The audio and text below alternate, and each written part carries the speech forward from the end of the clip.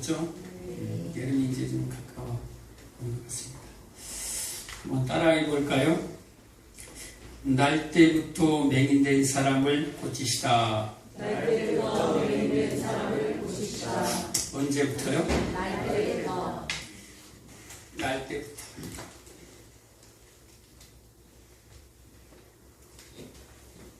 날 때부터 맹인을 고치신 사건은요, 지금 6번째 표적이에요. 요한복음에는 총 몇 가지? 7가지의 표적이 있습니다. 그 표적은 기적이 아니라 그러죠. 기적이 아니라 표적. 표적이라는 것은 무언가를 가리킨다라는 거예요. 표적. 뭔가를 가리킨다. 그 기적을 통해서, 기적이 종착점이 아니라 그 기적을 통해서 뭔가를 하나님이 가리키고 있다라는 말이에요. 그래서 7가지 그 표적을 통해서 누구를 가리키는가? 예수 그리스도를 발견하시기 바랍니다. 아멘. 그 표적을 봤는데 그 기적에 머물러 버리면 세상 사람들과 똑같아져요.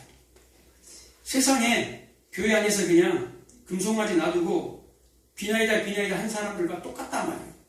그 기적을 믿는 사람들은요, 기적을 경험하면 더 믿음이 견고해져요. 믿지 않는 사람들은요, 그 기적에 머물러 버려요. 그 기적 먹고 떨어져 버려요.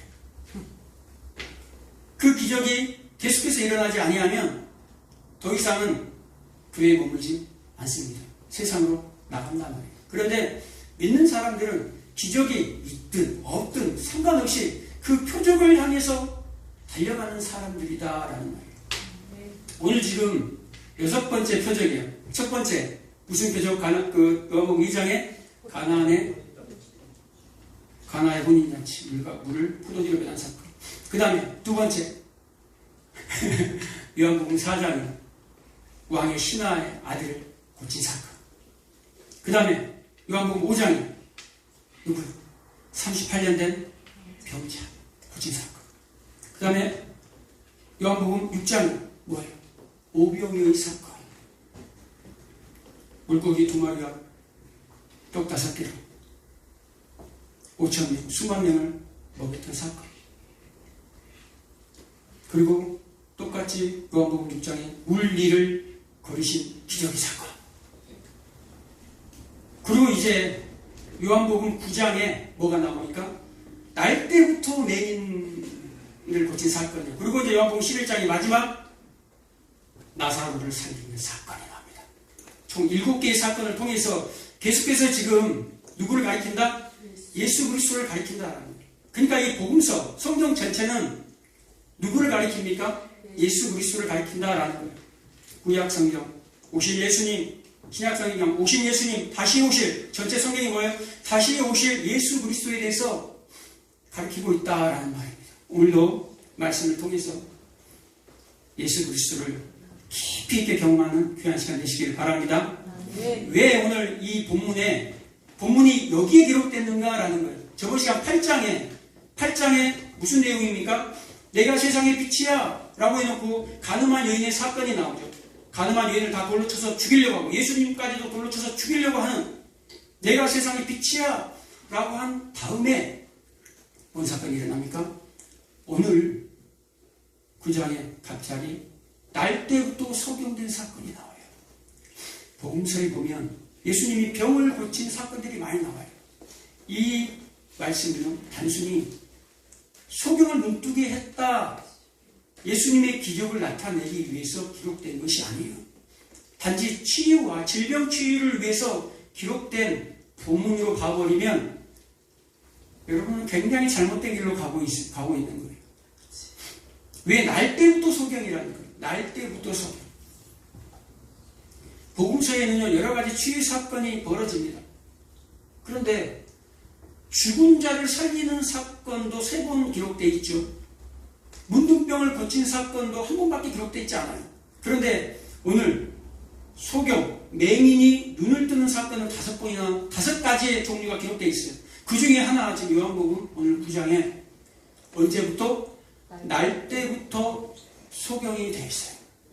그런데 예수님이 이제 성전에서 나와서 돌을 들어서 예수님을 죽이려고 하니까 예수님이 성전에서 나왔습니다. 그리고 길을 가다가 누구를 한 사람 보죠? 맹인 하나를 보게 됩니다. 맹인 하나를 누가 봐요? 예수님이 봐요. 맹인이 예수님을 봅니까? 아니요. 맹인이 예수님을 어떻게 봐요? 맹인인데 예수님이 맹인을 봐요. 그리고 오늘 그 고쳐지는 사건이죠. 여기서 보다라는 이 단어는요, 에이도, 따라서 에이도, 헬라어 에이도, 비도, 시도 아닌 에이도. 그냥 생각이 납니다, 이렇게. 비도, 시도 아니고 에이도. 뭐다? 알다라는 뜻이에요. 보다라는 말이 헬라의 성경에는 알다라고, 어떻게 안다? 아주 그 사람에 대해서 자세히 알고 있다라는 거예요. 이 맹인은 예수님을 알아요, 몰라요? 몰라요. 예수님 지금 앞에 와 있는지도 몰라요. 예수님, 저 눈을 좀 뜨게 해주세요. 예수님, 능력 많잖아요. 아니요. 예수님이 어떤 사람인지도 몰라요. 예수님이 지금 기적을 행하는 그 엄청난 그 예수님이 자신의 앞에 와 있는 줄도 지금 모른다라는 거예요. 왜요? 맹인이기 때문에. 그런데 예수님이 그를 알아보고 멈춰섰다라는 말이에요. 누구처럼? 사마리아 여인처럼. 사마리아 여인이 예수님을 강구했습니까? 구했습니까? 아니요. 그는 세상의 우물을 얻기 위해서, 세상의 목마름, 세상의 갈증을 해결하기 위해서 아무도 보지 않는 그 부끄러움 때문에 그 정오에 뜨거운 햇빛을 끌고 그 우물가에 갔어요. 그것을 누가 알았다라는 거예요? 예수님이 그 여인이 그 시간에 올 것을 알았다라는 거예요. 그리고 사마리아 길을 갈 수 없어요, 유대인은. 그런데 예수님이 그 여인 때문에 사마리아 길을 뚫고 바로 가버려요. 그 사마리아 여인을 만나기 위해서. 누가 알았어요? 예수님이 알았기 때문에. 빨리 걸음을 재촉해서 그 여인을 만나기 위해서. 이게 무슨 의미입니까? 이 맹인이 아무것도 모르는 상태예요. 예수님이 온지도, 예수님이 누군지도, 예수님이 능력을 행하는지도, 예수님이 지금 내 앞에 있는지도, 자기가 간구하지도 않은 상태에서 예수님이 찾아왔다라는 거예요. 이게 우리가 구원받기 전의 상태예요. 구원받기 전에 여러분들이 구원받은 이유가 여러분이 예수님을 찾고 여러분이 하나님을 찾아서 이 자리에 앉아있는 것이 아니다라는 말이에요. 왜 우리가 감사하고 감격해야 하는지 아세요? 우린요, 어둠 가운데 있던 자예요. 흑암과 혼돈과 공허 속에서 길을 헤매고 있던 자단 말이에요. 창세기 1장 2절에 혼돈과 공허와 흑암 속에 있는 그때의 빛이 있으라. 그 빛이 어디입니까? 요한복음 1장 1절에 나온 그 빛, 1장 3절에 나온 그 빛, 세상의 빛, 예수 그리스도. 이사야 9장 2절에 보면요, 어둠 가운데 있던 백성들에게 빛이 임한다라고 나옵니다. 사망의 그늘진 땅에 빛이 온다라고 나옵니다. 누가? 그 빛이 누굽니까? 모사요 기묘자로 한 아기가 탄생한다라고 얘기합니다. 한 아들이 우리에게 보내주신다라고 얘기합니다. 그 한 아들, 한 아이가 누굽니까? 예수 그리스도. 그 빛이 예수 그리스도. 구원을 설명하고 있습니다. 그런데 그 구원을 누가 이룬다고 얘기합니까? 이사야 9장 7절에 여호와의 열심히 이루심이라 라고 얘기합니다. 누가요? 여호와의 열심히, 하나님의 열심히 창세전부터 에베소 1장에 나온 것처럼 창세전에 우리를 택해서 창세전부터 이끌어 오신다라는 거예요. 그냥 숙명적으로 내일 내가 누구를 만나게 돼 있고, 내가 어떤 사건을 내가 만나게 돼 있다. 내가 좀 있어 내가 물을 마시게 될 것이고 밥을 먹을 것이다. 어떤 그런 정해져 있는 숙명이 구원받는 게 아니에요. 우리는 그 예정이라는 것은요, 내가 지금까지 수많은 역경을 지나서 돌아보니까 뭐가 있다라는 거예요. 에베네셀의 그 돌들이 하나씩 놓여 있다라는 거예요. 창세 전부터 지금까지 돌아보니까 내가 여기 있는 이 시간, 이것이 곧 예정이구나. 창세 전부터 지금까지 우리가 가지 아니하면, 움직이지 아니하면 오늘 고침을 받고 어디로 갑니까? 진흙을 이겨요. 진흙을 이겨서 침을 뱉어서 더러워. 침을 뱉어서 진흙을 이겨요. 손으로 확 이겨가지고 일단 발라요. 발라서 어디 가서 힐루한 못에 가서 씻으라. 그럼 가서 씻었더니 고침받았어요. 가지 않았으면, 신경하지 않았으면 아무 일도 안 일어나요. 그런데 하나님의 백성들은요, 양은 염소가 아니기 때문에 양은 누구를 들어요? 목자의 음성을 들어요. 양만 들을 수 있어요. 양은 목자의 음성을 들어요. 그래서 순종하는 그들은 양이다. 창세 전에 예비된 자들은 순종하게 돼 있어요. 예수님이 한 오늘 일이 어떤 일이냐면요, 요한복음 3장 3절에 나온 거듭나지 아니하면 하나님의 나라를 볼 수 없느니라. 이 내용을 지금 그림으로 지금 한 이 소경을 가지고 지금 그림으로 설명해 주는 거예요. 예수님이 너희가 거듭나지 아니하면 하나님의 나라를 볼 수 없느니라. 소경, 볼 수 없다. 소경이 되면, 영적인 소경이 되면 너희들이 거듭나지 않는 거다라는 말이에요. 그럼 거듭나려면, 구원받으려면 뭐 해야 된다라는 거예요? 영적인 눈이 떠서 볼 수 있어야 된다라는 말이에요. 날 때부터 소경이에요. 오늘 제자들이 예수님에게 얘기합니다. 그 소경을 만났어요. 예수님이. 제자들이 예수님에게 물어봐요. 아니, 예수님, 저 소경은요, 누구의 죄 때문에 날 때부터 장애를 갖고 태어났습니까? 라고 물어봐요. 자기의 죄입니까? 아니면 저 부모의 죄입니까? 라고 얘기합니다. 그 당시의 사람들은요, 그 당시의 유대인들, 제자들까지도 다, 저 사람은 분명히 죄가 있기 때문에 저 날 때부터 저주를 받아서 저렇게 된 거야. 창세기 25장에 보면 야곱과 에서가 싸우잖아요. 태에서부터 싸운단 말이에요. 태에서부터 싸우고 태에서부터 죽이려고 하고 끄집어 내리려고 하는 시기심과 질투심과 태에서부터 죄악이 있단 말이에요. 어머니 태에서부터 죄졌구나. 그래서 저 장애가 있는 거야 라고 생각을 했다 이 말이에요. 그리고 또 그 당시에 랍비들의 생각도 어떻게 합니까? 부모가 분명히 죄를 지었을 거야 라고 생각을 합니다. 부모의 죄 때문에 맹인이 나왔을 거야, 장애가 나왔을 거야. 출애굽기 20장 4절 이하에 보면 우상에게 절하다가 하나님의 백성들이 우상에게 절하는 죄를 범하다가 하나님이 그들에게 죄를 갚은데 어떻게 갚습니까? 3, 4대까지 이르게 하거니와 라고 얘기합니다. 저주를 받되 3, 4대까지 이르게 하거니와. 그 말을 근거로 해서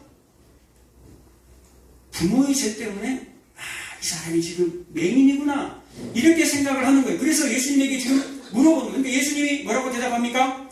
그 사람 죄 때문에 그래 라고 합니까? 여러분들도 혹시 그런 생각 갖고 계시지 않았습니까? 우리나라 사람들도 그런 생각 많이 가져요. 저 집에 우환이 들어서 저 집에 무슨 좋지 않은 일만 생겨 사고가 나. 특히 믿는 사람들 가운데 더 그래요. 잘 믿다가 잘 믿을 때는 잘 됐어요. 그런데 갑자기 사고가 나네요. 갑자기 저 집에 안 좋은 일들이 생겼어요. 불행이 찾아와요. 그러면 넌 죄를 짓는 것 같구나. 넌 죄가 있는 것 같구나. 이렇게 생각을 한단 말이에요. 그런데 예수님이 오늘 뭐라고 얘기합니까? 아니야. 그것이 아니야. 이 사람은 하나님의 일을 나타내기 위해서 날 때부터 맹인이 된 거야. 만약에 여러분 그 사람 때문에 그 사람의 죄, 그 부모 때문에 부모의 죄 때문에 만약에 이 사람이 대물림 돼가지고 가게에서 또 흐르는 그 저주랑 책 그런 거 있잖아요. 좀 잘못된 거예요. 그런 것들 있잖아요. 만약에 그게 맞는다면 여러분 세상에 악인들 얼마나 많습니까? 얼마나 잘 먹고 잘 사는 악인들이 얼마나 많습니까? 그들의 자녀들은 전부 다 장애인이 나와야 돼. 그렇지 않습니까? 죄졌으니까 그 사람들의 자녀들은 다 장애가 나와야 돼. 그런데 안 그래요. 너무너무 세상에서 볼 때는 좋은 유전자로 잘생기고 예쁘고 아주 잘 먹고 잘 살아요. 그런데 열심히 교회 안에서 신앙생활하고 믿음의 가정들, 그 중에서 자기가 나올 때도 있어요. 그것은요, 세상에 편만하게 뿌려져 있는 죄의 뿌리들이에요. 죄의 결과물들이에요. 아담의 범죄로 말미암아서 세상 역사에 죽음이 들어왔잖아요. 질병과 아픔이 찾아와요. 그들 중에 그냥 각 사람들에게 감당할 만한 것들을 다 하나님께서 주신 것이지, 그냥 하나님이 일부러 주신 것이 아니라 이 말이에요. 오늘 이 장애를 하나님의 영광을 나타내기 위해서, 하나님의 일을 나타내기 위해서 그 가정에 처음부터 장애를 준 것이 아니라 이미 장애로 나온 그 결과물을 가지고 하나님이 이걸 사용하신다라는 말이에요. 이해되시죠? 하나님이 일부러 아픔을 이 가정에 주시려고 앞으로 일부러 이 장애를 만드시는 분이 아니다 이 말이에요.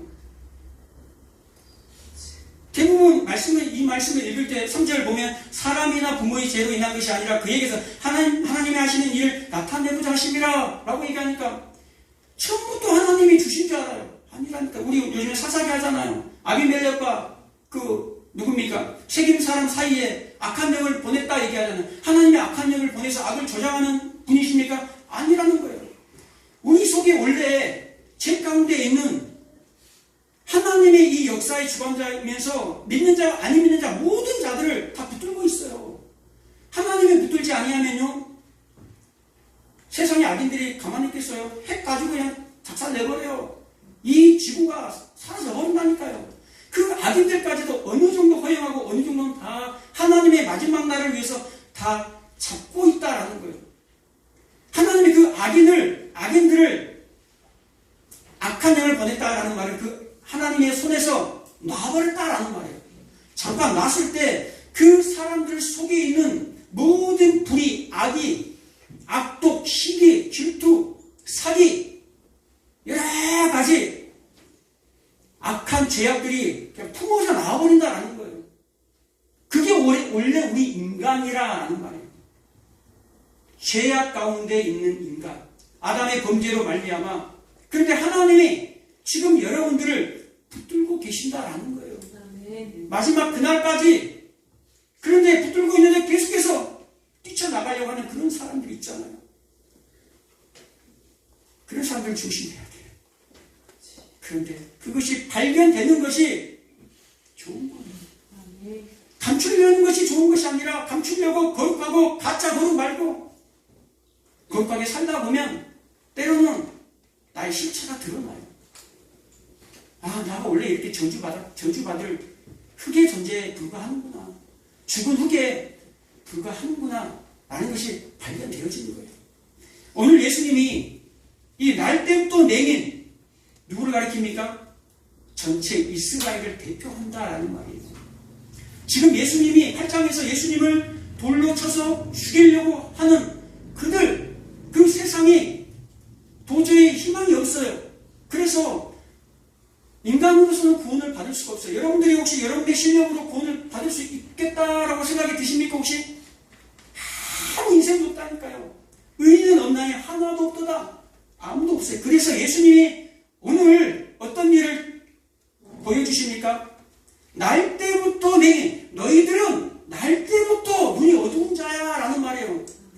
이 이스라엘 백성들아, 날 때부터, 이 성도들아, 너희들은 원래 날 때부터 눈이 어두운 자야.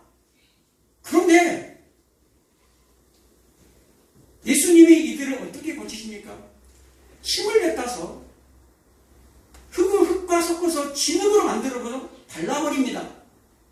뭐하고 비슷하지 않나요? 가늠한 여인, 8장에 나오는 가늠한 여인을 사람들이 데리고 옵니다.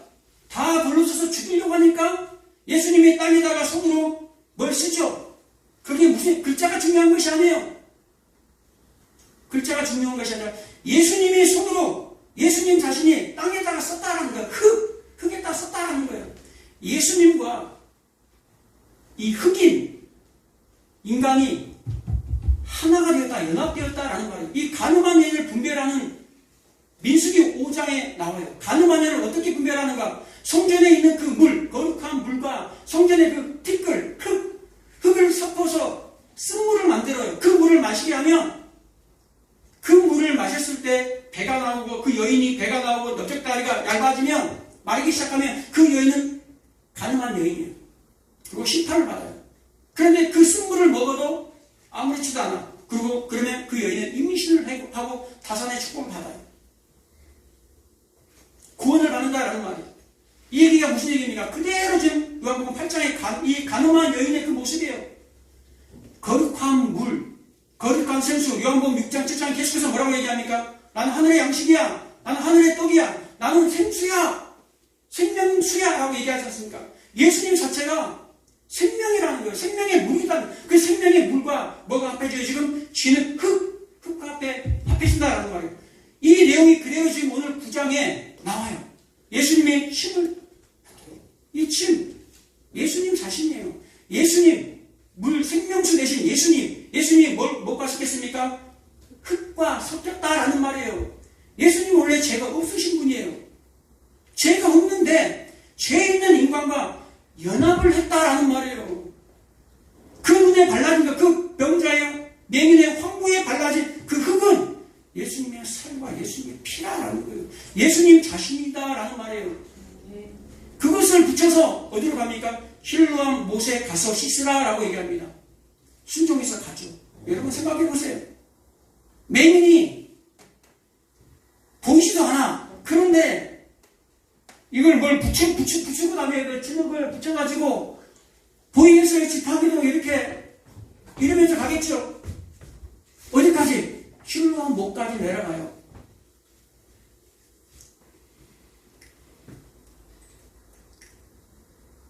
기온샘에서 예루살렘 기온샘에서 흐르는 그 물의 맨 마지막에 고여있는 물, 그곳이 실로암이에요.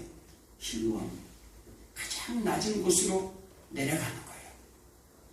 그 물을 이 유대인들이 떠가지고 그 초막절에 성전에 부었잖아요. 그 물이에요. 그 아래로 내려갑니다. 그 내려갈 때에 여러분 얼마나 부끄럽고 얼마나 초라하고 자기 자신의 맹인이지만 더럽게 침 뱉어가지고 이 진흙을 덕지덕지 발라가지고 내려온다고 생각해보세요. 멸시와 조롱과